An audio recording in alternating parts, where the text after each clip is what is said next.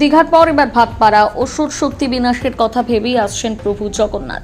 2021 সালে বিধানসভা নির্বাচনের সময় থেকে ভাটপাড়ায় পুরী জগন্নাথ মন্দিরের আদলে প্রভু জগন্নাথকে প্রতিষ্ঠা করার চিন্তাভাবনা করেছিলেন তৎকালীন ভাটপাড়া পৌরসভার পৌর প্রশাসক গোপাল রাউত। তিনি ভেবেছিলেন বোমাগুলি হিংসায় যে ইতিহাস ভাটপাড়া রচনা করেছে তার থেকে সুনামের ভাটপাড়া গড়তে ভরসা একমাত্র জগন্নাথ। দীর্ঘ টালবাহানার পর অবশেষে ভাটপাড়ায় আসতে চলেছেন প্রভু জগন্নাথ। দীঘার জগন্নাথ ধাম নজর কেড়েছে রাজ্যবাসীর, তা নিয়ে বিতর্ক কম নেই। মুখ্যমন্ত্রী মমতা বন্দ্যোপাধ্যায় চেয়েছিলেন এই রাজ্যে তৈরি হোক জগন্নাথ ধাম। তার ব্যাপ্তি আজ রাজ্যের কোনায় কোনায় পৌঁছেছে। আজ ভাটপাড়া পুরসভার 8 নম্বর ওয়ার্ডের কাকিনাড়া গঙ্গার ঘাটের সন্নিকটে জগন্নাথ মন্দিরের চূড়া প্রতিস্থাপন করা হলো। স্থানীয় বাসিন্দাদের পুজোর সামগ্রী প্রদান, অলংকার, ধান, নানান সামগ্রী দিয়ে গড়া হলো মন্দিরার চূড়া। এই অনুষ্ঠান ঘিরে উপস্থিত হয়েছিলেন ভাটপাড়া পৌরসভার ভাইস চেয়ারম্যান দেবজ্যোতি ঘোষ, প্রশাসনিক ও রাজনৈতিক কর্তারাও। মন্দিরের স্থাপনের অন্যতম কারিগর ভাটপাড়া দাপুটে তৃণমূল নেতা গোপাল রাউত। তিনি কি বললেন শোনাবো।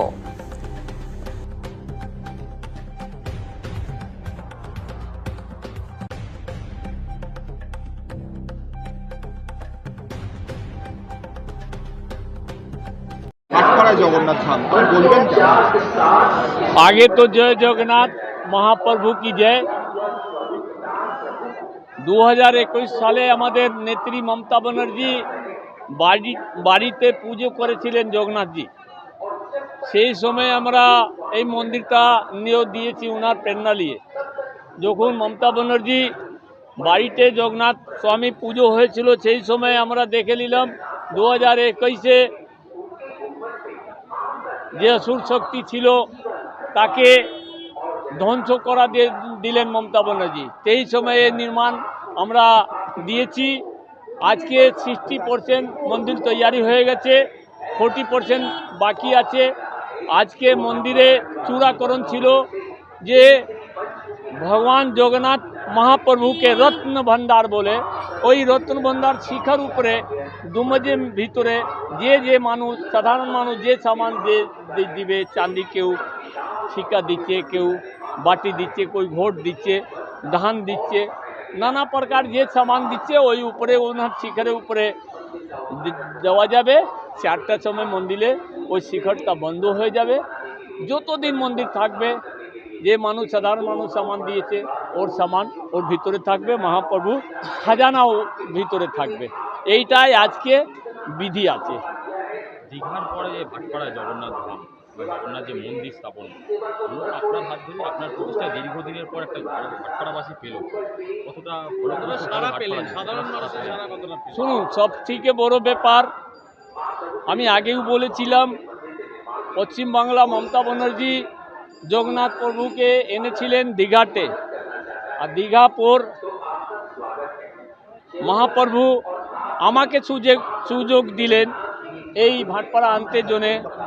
সেটা আমি খুব খুশি। আমার সাথে এই আপনি যে জনসলাপ দেখছেন, সাধারণ মানুষে নিজে, আমাকে কাউকে বলতে হচ্ছে না, নিজের লোক আসছে, মহাপ্রভুর উপরে আস্থা আছে, উনি এসে নিজে যা মহাপ্রভুকে দেওয়া আছে নিজেকে দিয়ে যাচ্ছেন, সংকল্প করাচ্ছেন, পুজো করছে, হোমার দিচ্ছেন, সব কিছু ব্যবস্থা আছে।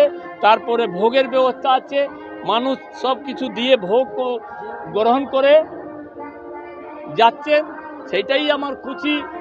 মমতা ব্যানার্জি সেইটাই তো বলেছেন যে মানুষের কাছে দাঁড়ান, মানুষের পাশে দাঁড়ান। আমরাও মানুষের কাছে আছি, মানুষের পাশে আছি, তারপরে ভগবান জগন্নাথ আছে। দীর্ঘদিন পর আবার ভাটপাড়ার গুরু দায়িত্ব পেয়েছেন, সাংসদ আপনাকে দায়িত্ব দিয়েছে, নির্বাচন কমিটি, তারপরেই জগন্নাথ মন্দিরের প্রতিষ্ঠা। দেখেন, আমি তো আগেই বলেছি যে যখন আমার দলের নেত্রী মহাপ্রভুকে পশ্চিমবাংলার মধ্যে এনেছিলেন, সেই দিনে অন্নপূর্ণা আমরা পেয়ে গেছিলাম কি ভাটপাড়াও আমাদের জগন্নাথ মহাপ্রভুকে আনবো। আজকে মহাপ্রভু এখানে এটা দেখছেন যে 60% মন্দিরটা তৈরি হয়ে গেছে। আর কিছু বলা নেই। যোন জায়গা 26-এ ভোটের আগে কি নয়া হাতিয়ারে জগন্নাথ মন্দির। দেখুন, মহাপ্রভু পুজো যে আপনাকে আগেও বলেছিলাম যে মহাপ্রভু পুজোরে নেত্রী মমতা ব্যানার্জি বাড়িতে হলেও পুরো পশ্চিমবাংলা আপনি দেখেছিলেন অসুর শক্তি ধ্বংস হয়ে গেছে। তখন ভাটপাড়ার মধ্যে ভগবান জগন্নাথ পুজো হচ্ছে, যখন মহাপ্রভু আসছেন এখানেও অসুর শক্তি ধ্বংস হবে।